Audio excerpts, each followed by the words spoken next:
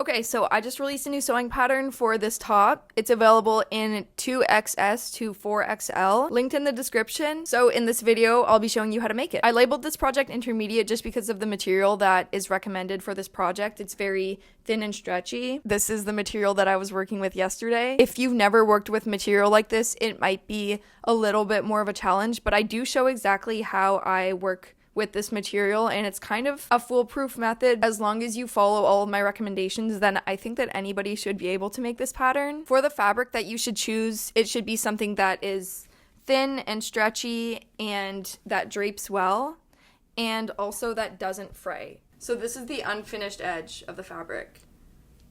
Not fraying. Personally, I just go into fabric stores or to thrift stores and I feel around. But if you want more specific recommendations, then look for something like a light cotton jersey or a polyester nylon blend or a polyester lycra blend. I've used all of these and they work. And then for the amount of fabric you'll need, from a typical roll that's 54 inches wide, you'll need 1¼ yard of material. And then as for the rest, you'll need a sewing machine, pins, scissors or a rotary cutter, all-purpose thread to match the fabric, and then a loop turner or a safety pin. And then in order to sew with stretchy material, I strongly recommend a walking foot attachment for your sewing machine, some tearaway stabilizer or dissolvable stabilizer, but I use tearaway in this tutorial, and then also a ballpoint needle for your sewing machine. If you're experienced working with stretchy materials, then you might not need all three, but just in my experience, the combination of the three makes the process infinitely easier. Also, if you do have a serger, you can use the serger for this entire project. I know that some people prefer using the serger when working with stretch materials, but just keep in mind that if you're using it for all of the hems,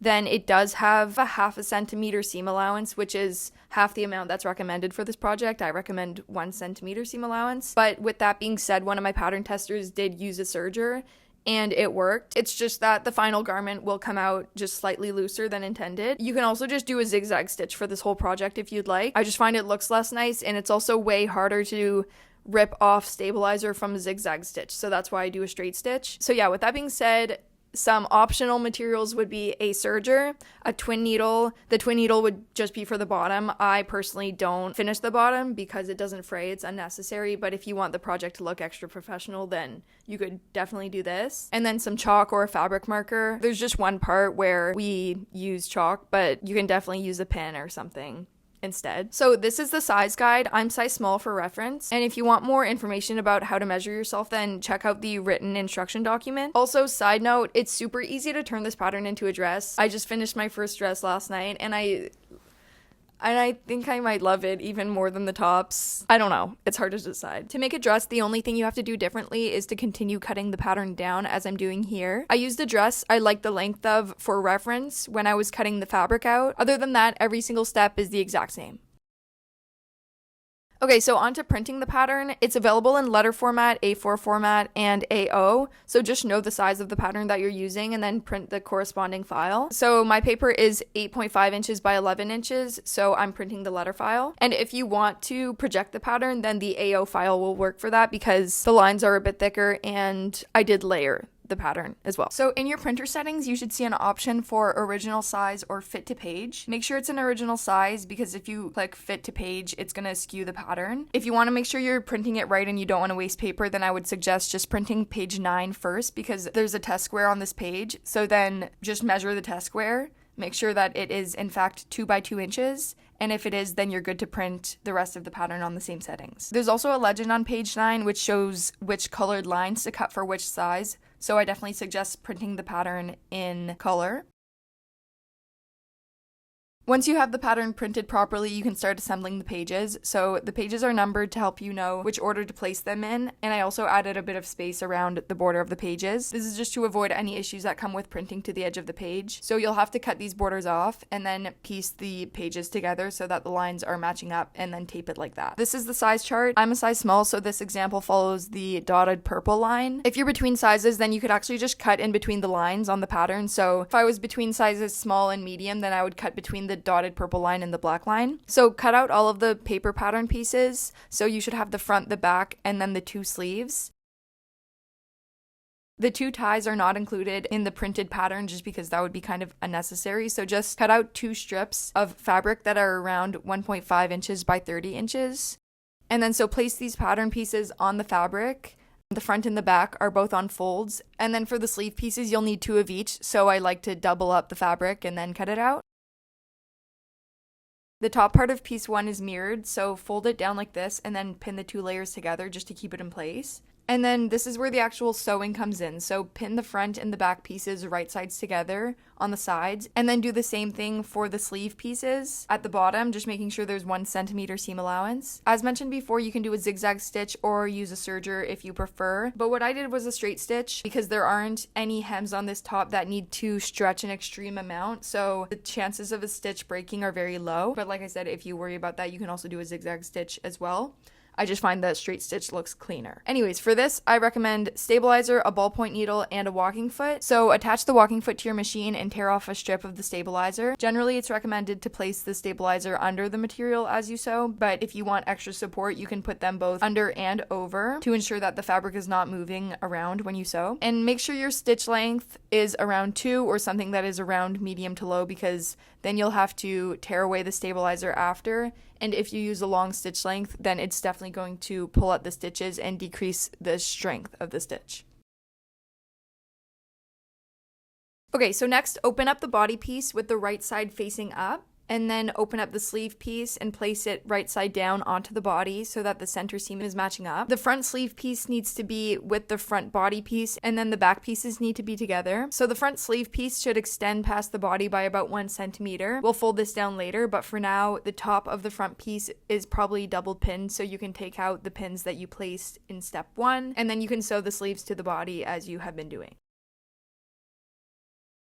So now just fold down that extra 1 centimeter of fabric on the front piece to the inside and do a straight stitch to sew it down on both sides, and then flip the piece over and do the same thing on the back. So I folded these pieces down 1 centimeter, so the stitch that I sewed had around 3/4 centimeter seam allowance.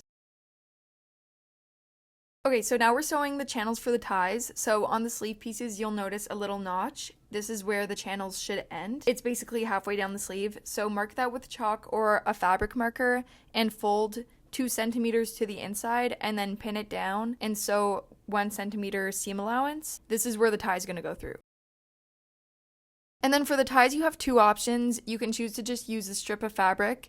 If the fabric doesn't fray, this is no problem at all. In fact, it might even fall nicer if it's completely unsewn. However, the material I'm using here in this tutorial is white on the inside, and it would look kind of weird to see the inside of the fabric versus the polka dots. So I made a little tie just by cutting 2 1.5 inches by 30 inch pieces and then folding the fabric lengthwise onto itself and then doing a zigzag stitch or using a serger. I recommend these stitches in a situation like this over a straight stitch just because ties like this are usually supposed to stretch more and you don't want the stitch to break. So then use a loop turner or a safety pin to turn the tie right side out, and that's it. You can do a little stitch on each end if you want to close it. So now that the channel is made, take a loop turner or a safety pin and attach it to the tie and pull the tie from the bottom of the channel up on both sides and then tie it into a bow.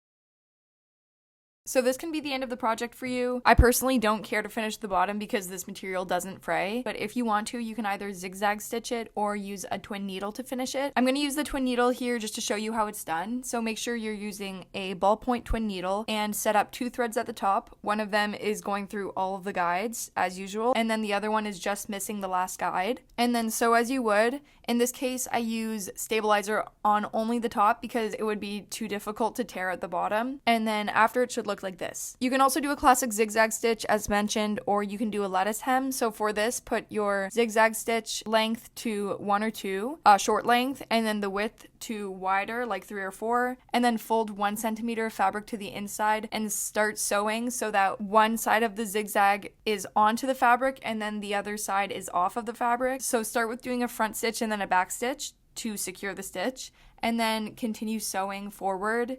And then as you continue sewing forward, pull the fabric, so this will create a lettuce effect. I think that if you do this on the bottom, you should also do this on the sleeve just because it's cuter that way, it matches. Anyways, I opted for flat hems, so this is my final result. I love this top. As I mentioned right at the beginning, I also made a dress version. So if you guys want to do a dress version, then I definitely encourage that. So hopefully that was helpful. I would love to see if you guys make one and then send them to me or tag me in them. The pattern is linked below. My website is linked below with other patterns as well. My Etsy is also linked below. It has my patterns on there as well. So if you want to leave a review, then buy it from my Etsy because you can't leave reviews on Shopify. But with that being said, if you're not going to leave a review, then maybe buy it from Shopify because Etsy's fees are so high and I don't get paid as much.